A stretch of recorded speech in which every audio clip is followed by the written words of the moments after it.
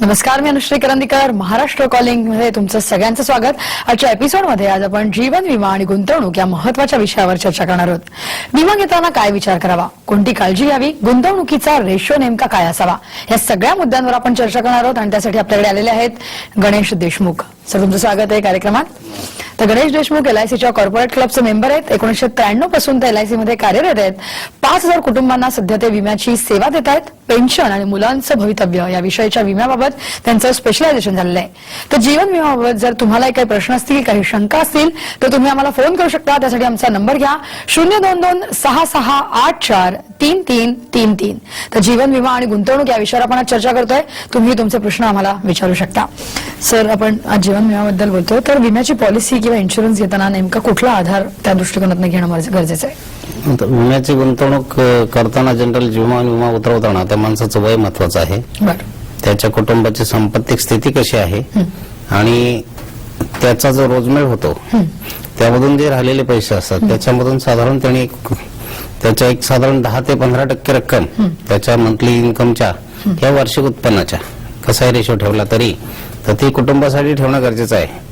कारण तो जो व्यक्ती असते ती कुटुंबासाठी वेल जनरेट मशीन असते. आपण जनरली त्याला तो काय म्हणतो, स्वतःचं माझं उत्पन्न मी फक्त 10,000 रुपये उत्पन्नाचा एक घटक आहे, पण तो कुटुंबासाठी ती मोठी नोट असते. तर ती त्या कुटुंबाला माहित नसते आणि त्या पत्नीला, त्या मुलांना, त्या वडिलांची कॉस्ट माहित असते. इतर सामाजिक लोकांना तो एक चांगला माणूस असतो, पण कुटुंबासाठी ती एक फॅक्ट शीट असतं. तर त्यावेळेस त्यांनी त्या गुंतवणूक करताना माझ्या मुलासाठी मी काय करतोय, म्हणजे जनरली लोकांचं असं असतं की मी माझ्या मुलांना 1 किलो सफरचंद नेली तरी मी फार चांगला बाप किंवा चांगला वडील अशी त्यांची भूमिका असते. पण ते जनरली त्यांनी त्यासाठी काय करावं की त्यांच्या उत्पन्नाचे 10 ते 15% मुलांसाठी, कुटुंबासाठी बाजूला ठेवलेच पाहिजेत. आणि जनरली दुसरा एक अर्थ असा होतो की मुलं लहान असतात तेव्हा तो व्यक्ती कमवता असतो, त्याच्याकडे चांगले पैसे असतात. पण गणित जीवनाचं उलट आहे की त्यावेळेस ज्यावेळेस त्याच्याकडे पैसे असतात त्यावेळेस त्याची मुलं लहान असतात. मग ते त्यावेळेस इतर क्षेत्रात गुंतवणूक करत राहतो आणि जेव्हा रिटायरमेंट एज येतं तेव्हा बरेच त्याला साक्षीदार तयार झाले असतात, सामायिक मंडळी तयार झाली असतात आणि नेमकं त्यावेळेस त्याच्याकडे पैसे कमी मिळतात. म्हणून जनरली गुंतवणूक करताना एक 10 ते 15% रक्कमची त्याची मासिक उत्पन्नाच्या 10 ते 15% रक्कम त्यांनी बचत करावी. इन्व्हेस्टमेंट आणि इन्शुरन्स सेक्टरला, स्पेशली इन्शुरन्स सेक्टरला. नक्कीच. आपण पहिला फोन घेऊया आधी. बीड वरनं आपल्यासोबत सुमन आहेत. बोला, तुमचा प्रश्न विचारा. विम्याबद्दल विचारायचं होतं. हा बोला. हॅलो. हा बोला. आम्ही बुलढाण्यावरून बोलतो.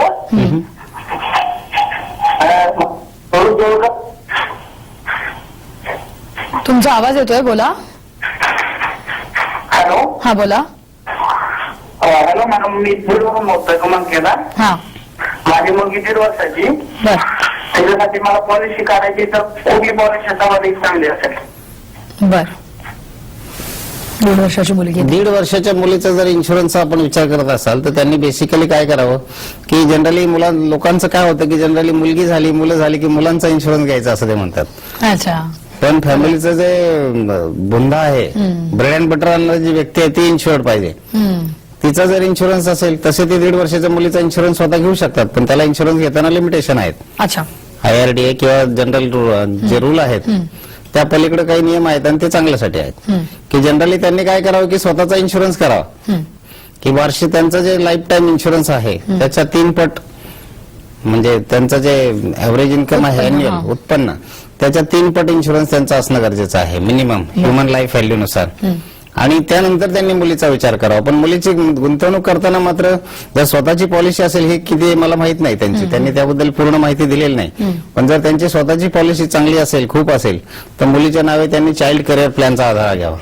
पण जर ती चाइल्ड करिअर प्लॅन त्यांचा जर स्वतःचा इन्शुरन्स नसेल तर मात्र त्यांनी स्वतःची जीवनानंद पॉलिसी घ्यावी. एक 17 वर्षांनी त्यांच्या मुलीला 12वीला पैसे लागणार आहेत, म्हणजे ते आज 1.5 वर्षाचे आहे, म्हणजे 16.5 वर्षानंतर साधारण त्यांना तिच्यासाठी एका चांगल्या भरघोस रकमेची गरज आहे. बरोबर. तर त्यासाठी त्यांनी 16 वर्षानंतर मॅच्युरिटी होणार एखादी जीवनानंद किंवा एखादा एंडोमेंट इन्शुरन्स प्लॅन घ्यावा. तर मॅच्युअर होईल त्यावेळेस त्याला पूर्ण पैसे मिळतील आणि जर जीवनानंद घेतली तर पुढे लाईफ टाईम इन्शुरन्स असेल. तर त्यांच्यासाठी ही सूचना चांगली असेल. त्यांनी जर का माहिती दिली की माझा स्वतःचा इन्शुरन्स किती आहे तर मी त्यांना आणखी त्याबद्दल काही ऍडिशन देऊ शकतो. देऊ शकता. बरोबर आहे. एखाद्या फॅमिलीला जर का विमा उतरवायचा असेल तर साधारण तो क्रम कशा प्रकारे असला पाहिजे? पहिला सर्वात महत्वाचा क्रम म्हणजे वडिलांचा इन्शुरन्स पाहिजे, नंतर मिसेस आणि नंतर मुलं. अच्छा. पण जसं तुम्ही मगासपासून म्हणताय की ब्रेड बटर जे कोणी आणतं आपल्याला त्याचा सगळ्यात पहिले इन्शुरन्स काढणं गरजेचं आहे, त्याप्रमाणे आपण बघितलं जर का तर आपण मगाशी पण याच्यामध्ये म्हटलं की रेशो जो आहे तो साधारण गुंतवणुकीचा कुठल्या प्रकारे असला पाहिजे, काय सांगाल? रेशोचा जो रेशो आहे तो त्याच्यामध्ये फार बदल होत नाही. रेशो हा 15 ते 20% असतो. तो त्या पद्धतीने राहतो, कारण याचे जे ईएमआय वगैरे असतात ह्याच्यामध्ये एक 10-20% रक्कम जाते. याचा जो कुटुंबाचा खर्च असतो त्याच्यामध्ये 10-20% राहते. मौज मजा करायचा जो पार्ट असतो त्याच्यासाठी 10-20% रक्कम जाते. मग गुंतवणुकीसाठी 15 ते 25% रक्कम राहते. अशी काही कुटुंब असतात की ते फार सेटल्ड असतात, त्यामध्ये त्या मुलाला काही खर्चच नसतो. पण तशी संख्या महाराष्ट्रामध्ये फार कमी आहे, कारण ती जर तशी संख्या पाहिली तर 10 ते 15% आहे. पण प्रत्येक कुटुंबाचं जनरली काय पाहिलं जातं की त्याच्यावर घर आहे, आता नवीन घराची किंमत 50 ते 60 लाख रुपये आहे, त्याचा ईएमआय तो भरत असतो. ते करताना मात्र इन्व्हेस्टमेंटकडे त्याचं लक्ष जात नाही, ते त्याने दिलं पाहिजे. त्यासाठी तो रेशो 15 ते 25% मध्ये डेफिनेटली पाहिजे. बरं बरं, नक्कीच. आपण पुढचा फोन घेऊया. सध्या सांगलीवरनं चिंतामणी आहेत आपल्यासोबत. बोला, तुमचा प्रश्न विचारा. तुमच्या टीव्हीचा आवाज बंद करा आणि सलग प्रश्न विचारा. नमस्ते सर. नमस्ते. हो, सांगलीहून बोलतोय, चिंतामणी कांबळे. यस. मला प्रश्न आहे, माझ्या स्वतःचे 4 विमा पॉलिसी आहेत. ओके. तर ते पॉलिसीमध्ये समजा माझा जर अपघात झाला तर 4 पॉलिसीचा जो फायदा आहे, अपघाताच्या मधून जो फायदा मिळतो तो फायदा मला मिळणार का? Yes, definitely. अच्छा. तुम्ही प्रत्येक पॉलिसीसाठी वेगळे पैसे मोजता, त्यामुळे प्रत्येक पॉलिसीसाठी तुम्हाला वेगळी म्हणजे प्रत्येक पॉलिसीची वेगळी रिस्क घेतली जाते. अच्छा. असं आहे की तो कस्टमर 100 पॉलिसी असतील तर त्या कस्टमरला तो क्लेम ती कंपनी देत असते, ते द्यावं लागतं. म्हणजे एलआयसीच्या त्याने 4 पॉलिसी काढल्या का 40 काही महिने लागत नाही. Policy is not gifted bye LIC, he is paying for that. मग तो त्याच्यासाठी पैसे देत असतो. नक्कीच. त्यामुळे त्या 4 पॉलिसीचे नक्की त्याचे जे काही टर्म्स अँड कंडिशन असतील, रूल्स अँड रेग्युलेशन असतील, त्याप्रमाणे त्या कुटुंबाचे क्लेम त्या कुटुंबाला द्यावी लागतात आणि द्यावे लागतात. मग आपण जर का आता जर का बघितलं तर आपल्या देशामध्ये महिलांचं जे प्रमाण आहे गुंतवणुकीचं किंवा विम्याच्या बाबतीत जर का आपण म्हटलं ते थोड्याफार प्रमाणात कमी आहे, तर असं चित्र का दिसतंय किंवा ते बदलताना काही दिसतंय का कुठे? नाही, जनरली महिलांच्या विम्याचं प्रमाण फक्त 5 ते 6% आहे आणि त्यातल्या ज्या ऍक्टिव्ह महिला आहेत त्याच त्यामध्ये जास्त आहेत. आणि जनरली महिला जी आहे ती बचत गट वगैरे इतर आता थोडीफार गुंतवणूक करायला लागली. तिच्याकडे आता जनरली काय पुरुष प्रधान संस्कृती असल्यामुळे आपल्याकडे काय होतं की जनरली प्रत्येक पर्सन जातो तर त्या महिलेबद्दल बोलतो की ह्या क्षेत्रात जाणारी जी मंडळी आहेत ती त्या महिलेबद्दलच पुरुषाबद्दलच बोलत असतात. बरोबर. की महिलेबद्दल चर्चा करायला कुणाला वेळ नसतो की तुम्ही नसाल तर मशेदचं काय होईल. आणि तोही प्रॅक्टिकल प्रॉब्लेम आहे आपल्याकडे की पुरुषच पूर्ण कव्हर नाही तर मिसेसचा इन्शुरन्स कधी द्यायचा, हाही तितकाच पार्ट आहे. दुसरा एक पार्ट आहे की ह्या क्षेत्रामध्ये महिला प्रतिनिधींची येणाऱ्यांची संख्या ती कमी आहे. अच्छा. की काय होतं, पुरुष टू पुरुष रिॲक्शन जास्त होते. पुरुषाचं डायरेक्ट महिलेशी संबंध येणं फार टफ आहे. आपल्या देशामध्ये तितकं फ्री नेचर म्हणतो किंवा आपण फ्री हँड जसं जे फ्री टॉकिंग जे आहे की ते आपल्याकडे होत नाही अजूनही. आपल्याकडे बोलताना वगैरे ते फार कमी प्रमाण दिसतं. तर महिला एजंट किंवा महिला प्रतिनिधींची संख्या जास्त असली तर कदाचित ते प्रमाण वाढू शकतं. आणि दुसरी गोष्ट, पत्नीचा विम्याचा विषय पटकन निघला जातो. तो अभिकर्ता जो आहे तो त्याचा खास मित्र असू शकतो किंवा त्याचा काही संबंधित असू शकतो. मुलगा नोकरीला असतो, मिसेस हाऊसवाईफ असते. पाश्चात्य जगामध्ये ते तसं नाहीये. अमेरिकेमध्ये जेव्हा जपानमध्ये आम्ही जातो तेव्हा ते प्रत्येक कुठेतरी रात्री महिला 1:30 वाजता फ्लाईट मधून आलेले असते, मिस्टर वेगळे असतो. 6 दिवसाचं जे किचन असतं ते त्यांचं रेडी असतं. त्यामुळे they each and every 1 hour income, मतलब ते त्यांना प्रत्येकाला उत्पन्न येत असतं. बरोबर. आपल्याकडे तसं नाही होत. पुरुष प्रधान संस्कृतीमुळे पुरुषाला उत्पन्न असतं, त्याच्यामध्ये पगडा असतो, अधिकार असतो, घरामध्ये तीच पद्धत चालत आलेली असते. त्याच्यामुळं महिलांचं प्रमाण कमी आहे. ते वाढवायचं असेल तर महिलांच्या विम्याची जागृती होणे गरजेचं आहे. स्पेशल महिलांसाठी जे काही प्लॅन काढले त्यालाही फार प्रतिसाद दिला जात नाही.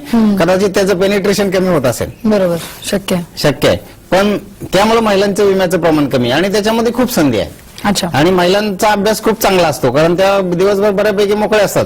त्यामध्ये त्यांनी त्याकडे लक्ष दिलं पाहिजे. पण बऱ्यापैकी आजकालची महिला दरवाजावर जो सेल्समन येईल त्याला सरेंडर होते की त्यावेळेस तिचे मिस्टर वगैरे घरी नसतात आणि जी गुंतवणूक करायची ती रक्कम ती भांड्यामध्ये, त्या फ्रीजमध्ये, वेगवेगळ्या कन्सेप्टमध्ये घालवत असते. त्याच्यामुळे तिच्या इन्व्हेस्टमेंटचा रेशो कमी होते. अच्छा, बरोबर. कदाचित ते चित्र थोड्या पुढच्या काळात बदलणार, आपण अशा आशा बघू त्यामध्ये. नक्कीच नक्कीच. आपण पुढचा फोन घेऊया. सध्या आपल्यासोबत युवराज आहेत. बोला, तुमचा प्रश्न विचारा.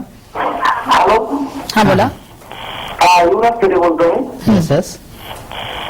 हॅलो. बोला, तुमचा आवाज येतोय. तुम्हाला हा प्रश्न विचारायचा आहे की आपल्या उत्पन्नाचा किती टक्के हप्ता असायला पाहिजे, EMI. त्यांना काय डिटेल विचारायचे आहेत तुम्हाला? त्यांच्या उत्पन्नाचा डिटेल EMI किती असावा, पण तो EMI कुठला असावा, इन्व्हेस्टमेंटचा का कुठला, त्याचा तर प्रश्न म्हणजे की उदाहरणार्थ 10,000 जर मंथली पेमेंट आहे तर त्यामध्ये विमा उतरवताना त्याचा विम्याचा हप्ता किती त्या रकमेचा असायला पाहिजे? 10,000 जर विमा असेल तर तुमचा विम्याचा हप्ता 1,000 ते 2,000च्या मध्ये नक्की असावा.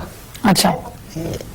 आणि हा हा हा तर त्याच्यामधले किती रक्कम विम्यासाठी जायला पाहिजे? हो हो, लक्षात आला तुमचा प्रश्न. 10,000 जर तुमचं उत्पन्न असेल तर वर्षाला तुम्हाला 1,20,000 रुपये तुमच्याकडे उत्पन्न येतं. तुमचं वय किती आहे मला समजलं नाही, पण 10,000 तुम्ही निदान आता वयाप्रमाणे तो रेशो ठरतो.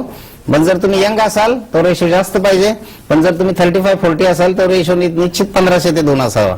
बरोबर. जर तुम्ही यंग असाल तर 3,000 पण जायला हरकत नाही. बर. आणि तुम्ही जर वडिलांच्यावर अवलंबून असाल किंवा तुमचा खर्च नसेल तर तुम्ही ते 5,000 वर न्यायला हरकत नाही. अच्छा. कारण आता तुमचे खर्च नाहीत, 5-10 वर्षाचा काळ कव्हर होऊ शकतो. पण थेटे साहेब तुमचं वय कळलं नाही मला. थेटे साहेब, सर माझं 32 वर्ष वय आहे. तुम्ही मॅरिड अनमॅरिड? मॅरिड आहे सर. मुलं किती तुम्हाला? मुला एक आहे सर. एक मुलगा आहे. तर तुमचा जो खर्च वगैरे सगळं पाहता 10,000च्या मानाने तुमचं इन्व्हेस्टमेंटचा रेशो 15 ते 25च्या आसपास असा. सर दुसरं. नक्कीच त्यांचा प्रश्न. हॅलो. हॅलो. हा बोला. की एखाद्या व्यक्तीचं कुठलं तरी लोन काढलेलं एखाद्या कुठल्याही बँकेत असेल आणि त्याचे हप्ते भरण्यापूर्वी त्या व्यक्तीचं जर निधन झालं तर ते हप्ते भरण्यासाठी एखाद्या पॉलिसीमध्ये प्लॅन वगैरे आहे का? हो आहे. त्यामध्ये की जे कुटुंबावर काही बोजा वगैरे येऊ नये म्हणून. तर त्या कुटुंबामध्ये जर कर्ज असेल तर एक गाडीच्या इन्शुरन्स सारखा एक टर्म इन्शुरन्स म्हणून एक प्रकार असतो, त्याचा तुम्ही आधार घ्यायला पाहिजे. की जो कमी पैशात असतो त्याचे पैसे बुडत असतात. बर. की ती व्यक्ती नसेल तर क्लेम दिला जातो, पण मॅच्युरिटीला त्याचं काही मिळत नाही. अच्छा. पूर्वी काही पॉलिसी होते की ते भरलेले पैसे पूर्ण मिळायचे, त्यावेळी त्या लोकांना त्याची व्हॅल्यू कळली नाही, ते लोकांनी खूप कमी प्रमाणात घेतल्या. आता ते प्रकार बंद झाले. पाश्चात्य जगातून आलेली ही संकल्पना आहे. अमेरिकेतून टर्म इन्शुरन्स हा कन्सेप्टचा जन्म झाला की ती लोक सुद्धा आता 30% तो क्लेम इन्शुरन्स घेतात. बरोबर. ऍक्च्युअली टर्म इन्शुरन्स हा प्रकार अमेरिकेतून आला. टर्म विमा म्हणायचं त्याला. तर त्या काळामध्ये जर मी काही कर्ज असेल तर माझं समजा 5 लाखाचं कर्ज असेल आणि माझं जर पगारच कमी असेल तर मी ते हप्ते कुठून भरणार? बरोबर. पण त्यामध्ये असं होतं की त्याने कमी पैशामध्ये ते फार रेअर प्रीमियम असतात त्याला. म्हणजे जर एखाद्याने 1 कोटीचा इन्शुरन्स केला तर त्याला हप्ता 35-45 वयाप्रमाणे असतो. साधारण 40च्या माणसाला 30 to 45,000च्या आसपास तो प्रीमियम असतो. म्हणजे तो 5 लाखाच्या इन्शुरन्सला फार रेअर येईल. तर तो बुडीत हप्त्याचा जो विमा आहे, थोडक्यात त्याला एक मराठीत असं म्हणू आपण, तो ती पॉलिसी त्यांनी घ्यावी. नक्कीच. तर जीवन विमा आणि गुंतवणूक या विषयावर आपण आज चर्चा करतोय. अनमोल जीवन नावाचा जो प्रकार आहे LICचा, तो त्यांनी त्याचा ते आधार घेऊ शकतात. नक्कीच. तर जीवन विमा आणि गुंतवणूक